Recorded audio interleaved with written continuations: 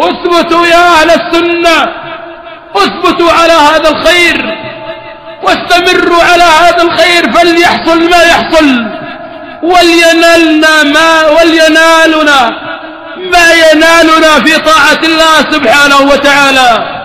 فإن أولاد أهل السنة لله، وإن كذلك أيضا محارم أهل السنة لله، وإن أموال أهل السنة لله، وإن ذوات أهل السنة لله. قل إن صلاتي ونسكي ومحياي ومماتي لله رب العالمين لا شريك له، وبذلك أمرت وأنا أول المسلمين. حياتنا، أموالنا، أولادنا، كل صغير وكبير، كل دقيق وجليل لله سبحانه وتعالى، فليفعل ربنا بنا ما شاء. رضينا بالله ربا